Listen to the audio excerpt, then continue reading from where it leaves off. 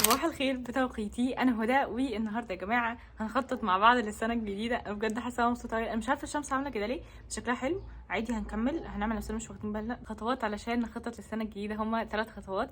اول خطوه هي ان احنا نعمل ريفيو للسنه اللي فاتت. انا بعمل جورنالينج او كتابه اليوميات. فانا بعمل ايه؟ كل حاجه كل يوم حصل فيه اي حاجه بقوم كاتباها إيه اللي حصل.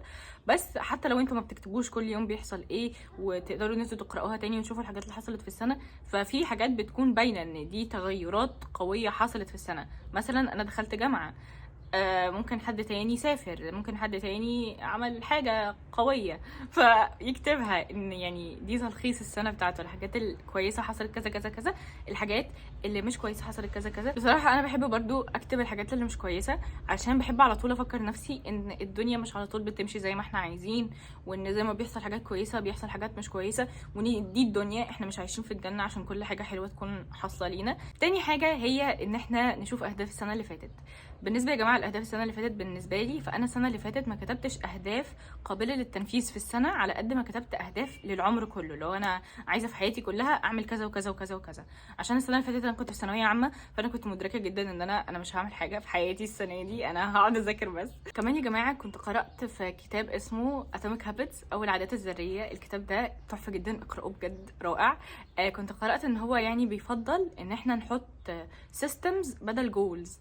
الجولز اللي هي الاهداف، والسيستمز زي خطه. مثلا يعني انا مثلا لو عندي هدف ان انا اخرج اكتر، مثلا ان انا استمتع بحياتي اكتر، فلازم احط سيستم للموضوع ده. يعني اقول لنفسي ممكن اروح مثلا معرض الكتاب اللي هي انا حاطاها في اهدافي، ممكن مثلا اروح النادي مرتين في الاسبوع كده. فاهمين؟ دي السيستمز اللي انا همشي عليها. مش هقول انا عايزه استمتع بحياتي اكتر واسيب الهدف ده لوحده، فاهميني؟ ونفس الكلام لو عايزه اتعلم اكتر، فهقول ان انا مثلا هقرا 10 كتب، هقرا 20 كتاب، هروح اي مكان فيه ندوه او محاضره او كده. وتالت حاجه هي اننا نحط اهداف السنه الجديده. هقول لكم انا بحب ان انا اخطط ازاي. في طرق كتير جدا ان احنا نخطط، بس هقول لكم اكتر حاجه انا بحب اعملها ايه.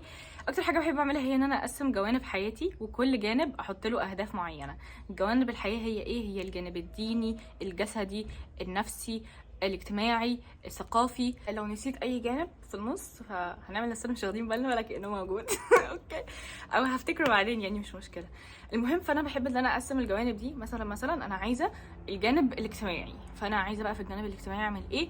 عايزه اروح معرض الكتاب مع اصحابي مثلا، عايزه اتعرف على ناس جديده، عايزه اتفتح قدام فرص جديده، مثلا ادخل اتحاد طلبه الجامعه كده يعني. تمام؟ دلوقتي احنا هنعمل ايه؟ دلوقتي احنا هنخش جوه ماشي على المكتب. انا بجد قاعده هنا عشان اقول لكم صباح الخير، عشان لقيت الشمس جميله دلوقتي وشكلها حلو.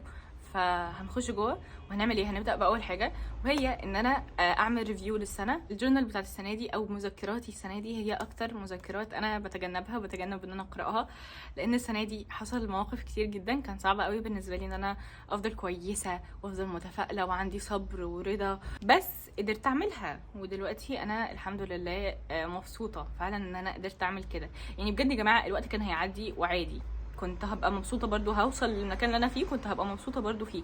بس فكره ان انا في الوقت الصعب اللي انا كنت بمر بيه كنت صابره وكنت راضيه، وكنت بحاول على قد ما اقدر اكون هدى اللي انا بحبها، اللي انا عارفاها.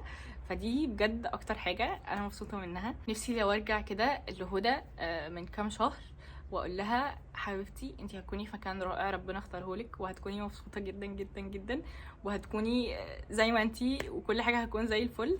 بس مش هقدر اقول لها كده، بس هقدر اقول لهدى اللي في المستقبل انا بحبك، وانا عارفه ان انتي شطوره، وافضلي صابره وراضيه علشان ربنا بيحبك كمان.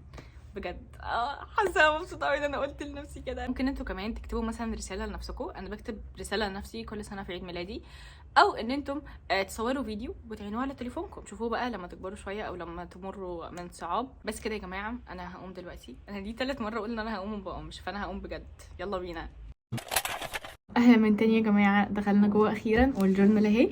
هعرفكم بقى الحاجات اللي انا بلزقها هنا دي بتكون ايه. اول حاجه اللون البينك هي بتدل على حاجه حلوه حصلت، الاورنج بتدل على حاجه سيئه حصلت، الازرق حاجه اتعلمتها، والمفروض الاخضر المفروض بيكون فيه اخضر، بس انا مش عارفه ليه السنه دي بجد مفيش اخضر. لسه امبارح بمسكها كده قلت لنفسي ايه ده مفيش اخضر ليه.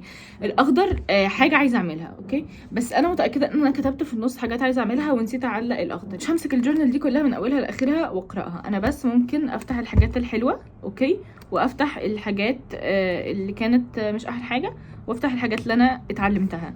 بعد ما اقرا بقى في كام صفحه كده نوتس ورا تقريبا بعد حاجات التلوين دي دول، هقوم كاتبه فيهم بقى ايه التلخيص يعني بتاع السنه، حصل في السنه كذا كذا. فاكرين يا جماعه انا زمان كنت بحب التلوين قوي، كنت بحب الون. امبارح جيت ولونت دي بجد شكلها كيوت قوي. بجد عايزه الون تاني، عايزه ارجع للتلوين تاني. بس المهم ده اللي انا هعمله اوكي. جوه هنا في الكثير بقى من الورق وذكريات، يعني دي حد رائع بحبه جدا اداهالي. في تشوكلت هنا كنت لازقاها، وبرده في قدام ده يا جماعه بتاع الظهر، كنت وانا في ثانويه عامه باين اكيد يعني. تقريبا كل شوكولاتايه حد اداهالي كان اداهالي لسبب. دي نور صاحبتي اديتهالي علشان كنا اخدنا مركز اول في الروبوت تمام. دي من الحاجات الرائعه اللي حصلت لي السنه دي بجد، ان احنا اخدنا مركز اول في مسابقه الروبوت وبقيت مدربه بجد. دي من اروع الحاجات اللي حصلت لي، ومن اروع الحاجات اللي حصلت لي انا دخلت بايو تكنولوجي بجد. الكليه رائعه انا بحبها جدا. ايه تاني من اروع الحاجات اللي حصلت لي؟ من اسوأ الحاجات اللي حصلت لي يوم نتيجه الثانويه العامه الحمد لله دلوقتي احنا مبسوطين. ايه تاني؟ في حاجات كتير رائعه حصلت، في حاجات كتير سيئه حصلت، بس ايه كلها بتعدي. اديني دلوقتي قاعده بقرا ذكريات، كل الحاجات دي بقت ذكريات. بجد يا جماعه بحب تخطيط السنه الجديده قوي، مش عارفه دي كم مره اقولها بس مش مشكله. انا هاجل موضوع قراءتهم والكتابه دي سيكا، عشان انا بقى هعملها مع نفسي بقى واقعد اعيط، عشان انا متاكده ان انا لما اقرا دي هقعد اعيط وش.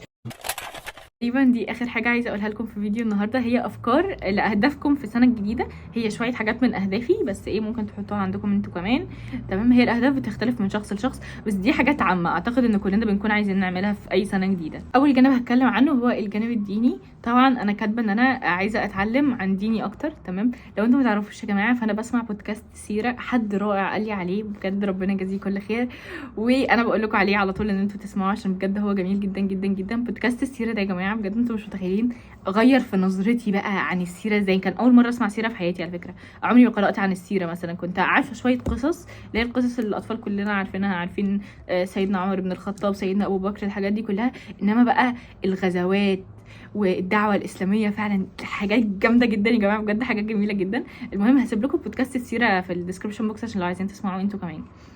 فاللي عامل بودكاست السيره ده عامل بودكاست عن الصحابه، فعايزه اسمعه. وفي كمان واحد عايزه اسمعه هكتب لكم اسمه في الديسكربشن بوكس برضه عشان انا مش فاكره اسمه كويس قوي. تحت هدف ان انا عايزه اتعلم عن ديني اكتر. السيستم بتاعه بقى اللي هي الخطه بتاعته ان انا اسمع البودكاست ده وده وده. عايزه اخلص بودكاست السيره، وعايزه ابدا بتاع الصحابه، والتالت ده برضه. حاجه كمان الجانب التاني بقى اللي هنتكلم عنه وهو الجانب الاجتماعي تمام. طبعا انا اتعرفت على ناس في الجامعه وبقى عندي اصدقاء في الجامعه، عايزه اخرج معاهم اكتر. وعايزه يا جماعه اروح معرض الكتاب مع اصحابي، قلت لكم من شويه على الموضوع ده. وعايزه اروح اسكندريه، انا بحب اسكندريه جدا يا جماعه لو انتم مش عارفين. والمسابقه بتاعه الروبوت اصلا بتكون في اسكندريه، بتكون في مكتبه اسكندريه. فتقريبا كل سنه بروح اسكندريه بقالي كام سنه، بقالي كتير بروح اسكندريه كل سنه، فعايزه السنه دي اروح برضو. مهم كده كده هروح ان شاء الله ان شاء الله عشان المسابقه. لو ما عملوش المسابقه في المتحف المصري الكبير، عشان مسابقه يا جماعه الصغيرين اتعمل في المتحف المصري الكبير، وانا هموت واروح. بس انا مش مدربه اطفال، انا مدربه الاف ال مش الجونيورز. بعد كده عندنا الجانب الجسدي. لو عارفين يا جماعه في يوتيوبر مشهوره جدا بتعمل رياضه اسمها كلوي تينج. هي على طول بتعمل زي تحديات رياضه كده مثلا لمده 28 يوم معرفش ايه كده. انا على طول بلاحظ ان انا صحتي بتكون احسن وانا بتحرك كتير، يعني بسبب الجامعه انا بجد بمشي كتير جدا جدا جدا، ودي حاجه كويسه. بس في الاجازات من الجامعه انا ببقى قاعده في البيت. يعني النهارده يوم الاربعاء انا مش عندي كليه، فانا ما بتحركش وما بعملش اي حاجه. فانا عايزه استغل الايام دي ان انا اعمل تحدي من تحديات كلوي تينج. كاتبه ان انا اعمل 4 تحديات من التحديات بتوعها. الجانب النفسي يا جماعه عايزه اعمل 10 حاجات جديده عمري ما جربتها قبل كده في حياتي. في حاجه منهم جت في دماغي وانا بكتب الهدف ده، ان انا عايزه اقضي شهر كامل صديقة للبيئة، ان انا مثلا ما استخدمش حاجات فيها بلاستيك، حاجات كده يعني.